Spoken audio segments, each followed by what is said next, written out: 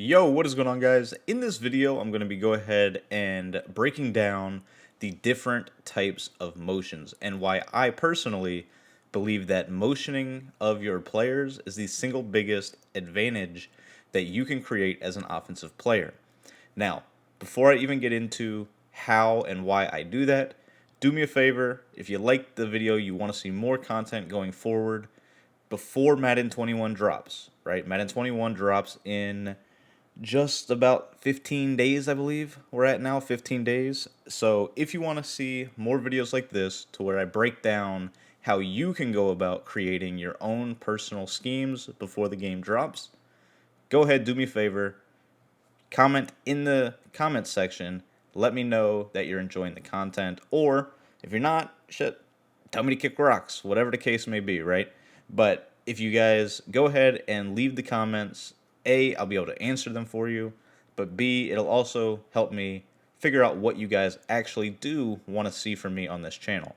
So, with that being said, if you have followed me either through the competitive scene, if you followed me from Madden Daily, if you followed me on Twitch, or even if you're new to me on YouTube and on this channel, you will notice that the one thing that I do every single year in Madden is I go ahead and I utilize motions. I use motions to attack to the sidelines, to attack the middle of the field, to attack at different levels, right? I'm attacking short, I'm attacking, intermediate with ins and slants, and I'm also utilizing motions to attack deep.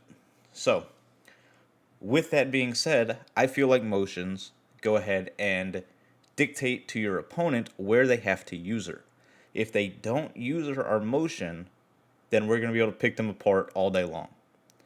That's against your typical low-end type player, right? When your low-end players are basically just going to let you do what you want to do, those are the people that you'll be able to abuse with these motions. Now, as you start playing up in competition, you'll primarily play good players who will then focus their user on your motion.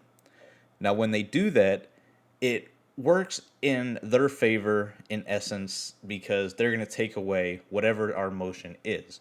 But where it actually helps us out is it then opens up the entire other area of the field because we can dictate where our opponent's user will have to go. So with that being said, let's go ahead and get into the video. And once again, if you guys do like this content, please drop a like, drop a subscription, and leave a comment down below. So let's get into it. Alright, so now let's go ahead and get into the play mesh out of bunch tight end. Now, this is just going to be an example, right? So for this video, I'm going to be utilizing the formation gun bunch tight end, but you can utilize this same motion scheme out of almost probably 30 different plays in the game as of right now in Madden 20. Obviously, hopefully there's more in Madden 21. Can't guarantee it, though. But basically with this play, what we're looking to do is we're looking to motion over a post route.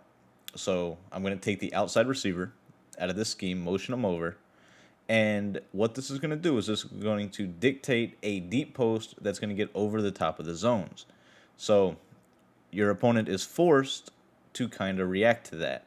If they don't guard the post, then it's going to be open, right? Obviously, John Madden speak right there. But if they do guard it, then it's going to leave open the underneath options. So this is your typical, I consider it a mesh post type of concept. What I mean by that is you've got two drags, a flat, and a post route. Doesn't matter which way you get it, but in this case, we're utilizing the play mesh, and we're motioning over a receiver to create the post by motioning over the corner route. So as you see right here, if they don't guard the post route, we can throw it. But if they do guard it, we're going to have underneath options, whether it's the flats to the left or the drags that are crisscrossing underneath all the hook zones. So basically with this one motion, we're giving ourselves 4 different options that we can take while also being good against a blitz. So now let's go ahead and shift our focus over to the play called inside switch, and what we're going to be doing is we're going to be utilizing the same motion, but this time instead of a post route, we're going to be having a sharp corner route that's going to beat any sort of deep zone going to the right side of the field. So now with that same motion that we're using, the same receiver, our opponent has to worry not only about a post going back over the middle of the field, but also has to respect the sideline to the area that we are motioning. As you see right here, it's going to glitch out man coverage. It will beat any sort of zone that has a deep responsibility, while also being able to get over the top of a hard flat, as you see right here, to where basically no zone's going to play it besides a cloud. So now let's once again shift focus. We're going to go to the play called tight end corner out of bunch tight end.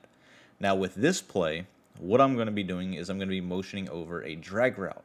So I'm creating that same mesh post style concept, but I'm utilizing it essentially backwards, right? I've got the post route in the slot, and then I've got my motion receiver is going to be a drag, which is going to crisscross with the other drag to give me not only a high-low read over the middle of the field, but it's also going to be good against blitzes while attacking both areas of the sideline short with these drag routes. The one zone that no Madden player wants to have on their field is a hard flat. Hard flats for the last 8-9 years have not played anything. They don't play short enough to get a pick, and they don't even really stop you from getting a completion. They just limit your yards, so I guess there's that.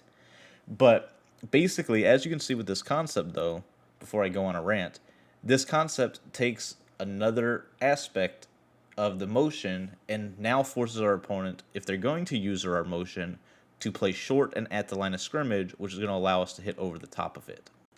Alright, so now we're going to stay in tight end corner, but we're going to show a different motion here, and that's going to be the motion of a flat route to combine with a wheel route to give us the route concept that became really popular the last couple years of the flat wheel combination.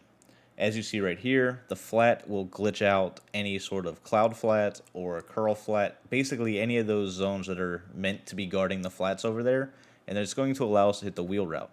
This got popular this year. It was something that a lot of under center players used the last previous couple years, but it never really took off because a gun bunch was the meta those years. So it became really popular in the running sets this year just because of how good it actually is. You can combine this with a hitch post combo on the opposite side of the field to where you have the low ball hitch or you have the post route just in case your opponent's user actually goes and follows that running back flat combination on the opposite side of the field. This is kind of what I was talking to in the intro, right? You're dictating where your opponent has to go, and then once they go there, you have other routes on the back side of the field that you can hit. If they don't respect it, you can obviously throw it all day long, but more chances than not, a good player will respect it. All right, so now we're going to shift focus once again. We're going to go over to the play PA boot over, and this combination we're going to use here is going to be a motion slant. So what I'm doing is I'm streaking the slot receiver. I've got the deep crosser on the other side of the field, and now I'm utilizing a slant as opposed to a drag because it's going to attack a different area of the field, right? So we've been able to attack with a drag, a post, a corner, and a flat. Now we're attacking it with a motion slant, and the motion slant will give you the ability to throw the low ball, as you just saw, but it's also going to beat man coverage, as you see here, so that's going to be good against those match style of defenses, and it's also going to glitch out cover twos, because cover two, the most popular version of cover two, is one that has soft squats. Well, we're motioning to a side to where there's no other receiver, so the soft squat's going to match. Once they match, that receiver will burn the corner, and it's also going to open up the area of the field in case they guard it, right? So we've mentioned, basically abusing our opponent's user, and that's what this does, right? Say they go guard the slant. Well, now if they guard the slant, we have this backside deep crosser to pick up the big play opposite of where our motion is going.